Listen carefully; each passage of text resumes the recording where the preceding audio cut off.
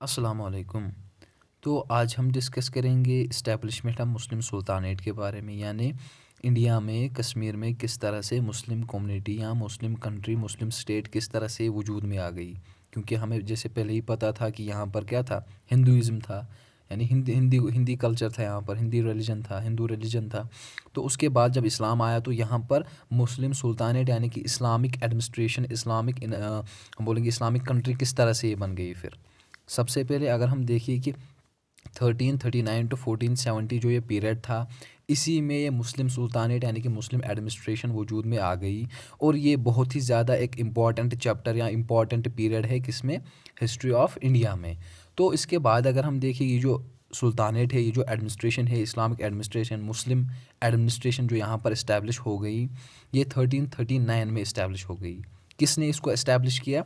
शाह मीर ने, जो कि क्या था, जो एक मुस्लिम, हम बोलेंगे मुस्लिम लीडर था, यानी कि जिसके दिल में ये खौफ ना था, जो स्वात से था, यानी कि आजकल वो पाकिस्तान में, ये स्वात एक जगह पाकिस्तान में है आजकल।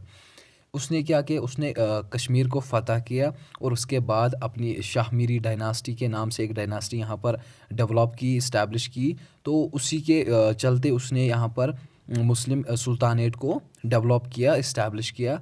और उसने यहाँ पर इंडिया में 2 सेंचुरी से ऑलमोस्ट 2 सेंचुरी तक उसने अपना रूल यहाँ पर कायम रखा, यानी कि 2 सेंचुरी तक उसने अपना रूल, अपनी एडमिनिस्ट्रेशन अपने अंडर चलाई। ये जो शाहमीरी डायनास्टी है उसके अंडर उसने इंडिया में 2 सेंचुरी तक, 2 सालों तक लगातार रूल किया। तो इसके बाद अगर हम देखें जो शाहमीरी डायनास्टी है, अब इसको मुस्लिम रूलर ऑफ कश्मीर यानी कि जो इस्लामिक रूलर्स थे कश्मीर के, वो उन्होंने इसको इंट्रोड्यूस किया, क्योंकि यहाँ पर उस वक्त कश्मीरी रूलर्स थे फिर जब इस्लाम आया था। तो उन्होंने इस इस्लाम को, इस सुल्तानेट को पूरी स्टेट, पूरी कंट्री में, पूरी इंडिया में इसको प्रमोट किया और इस्लाम को स्प्रेड किया all over in the world, all over in the India, sorry. और यहाँ के जो रूलर्स थे उन्होंने ज़्यादातर अहमियत दी, यानी कि ज़्यादातर बढ़ावा दिया आर्ट को, लिटरेचर को, पढ़ाई को, आर्किटेक्चर को, जो भी कार था, जो भी कस्ब था, उसको उन्होंने प्रमोट किया। जिससे क्या हुआ कि कश्मीर में बहुत सारे कल्चर्स, यानी कि अलग अलग कल्चर्स डेवलप हो गए, अलग अलग कारोबार डेवलप हो गए। और ये जो पीरियड था उसमें क्या हुआ, उसमें बहुत सारे मोनूमेंट्स डेवलप हो गए, यानी कि बहुत सारे ऐसे हिस्टोरिकल प्लेसेस फिर डेवलप हो गए, जिनमें से क्या आता है जामिया मस्जिद इन श्रीनगर, यानी कि वो भी उसी दौर, शाह मीरी डायनास्टी के दौर में वो भी डेवलप की गई, वो भी इस्टेब्लिश उसी टाइम में की गई।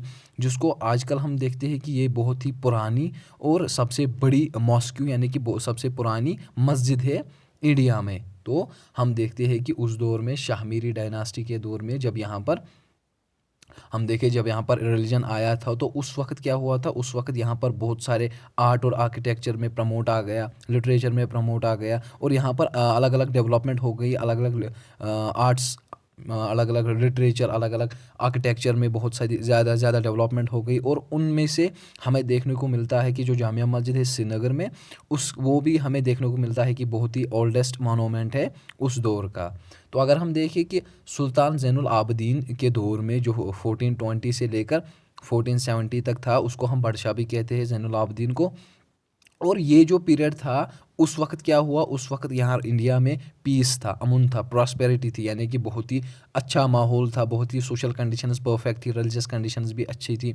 और इससे क्या हुआ, फिर इसको कहा जाता है, जब इसके वक्त में पीस था, अमन था, प्रॉस्पेरिटी थी, तो इसको कहा जाता था कि ये ग्रेटेस्ट रूलर है शाहमीरी डायनास्टी का। और उसने क्या किया, उसने भी इंट्रोड्यूस किया, उसने भी रूबरू करवाया किससे, several social and economic reforms, यानी कि बहुत सारे सोशलिक रिफॉर्म, सोशलिक उसने सोशलिक चेंज लाई यहाँ पर इस इंडिया में। और इकोनॉमिक, यानी हमारी इकॉनमी में बहुत ज़्यादा चेंजेस आ गई, जिसमें क्या हुआ, जो इन्होंने जजिया टैक्स को एबॉलिश किया, जो कि नॉन मुस्लिम पे उनकी प्रोटेक्शन के लिए उनको देना पड़ता था। और उन्होंने भी आर्ट को प्रमोट किया और उन्होंने कश्मीर के लिटरेचर को भी डेवलप किया।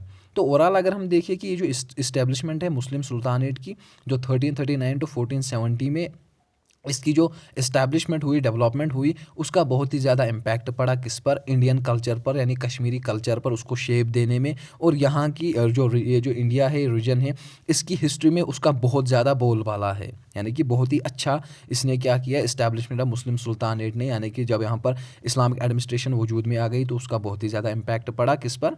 इंडियन हिस्ट्री पर और यहाँ के कल्चर पर। जिससे क्या हुआ, फिर इस्लाम को स्प्रेड मिल गई, यानी कि इस्लाम पूरी वादी में फैल गया और उसमें बहुत ज़्यादा कंट्रीब्यूशन हो गई, बहुत ज़्यादा कंट्रीब्यूट हो गई इसकी डेवलपमेंट में, जिससे कि बहुत ज़्यादा अलग अलग कश्मीरी कल्चर में भी डेवलपमेंट हो गई। जो कि आज भी हम देखते हैं कि हमारे पास जो भी कश्मीरी कल्चर है, वो जो हमारे पास अभी मौजूद है, वो उसी वक्त उसकी डेवलपमेंट उसी पीरियड में हुई थी। तो उम्मीद है कि आप सबको अच्छे से समझ में आया होगा, और अगर कहीं पर कोई कन्फ्यूजन है तो आप हमें बता सकते हो। तो इंशाल्लाह मिलते हैं नेक्स्ट टॉपिक में, नेक्स्ट लेक्चर में। तो तब तक के लिए खुदा हाफिज़, टेक केयर।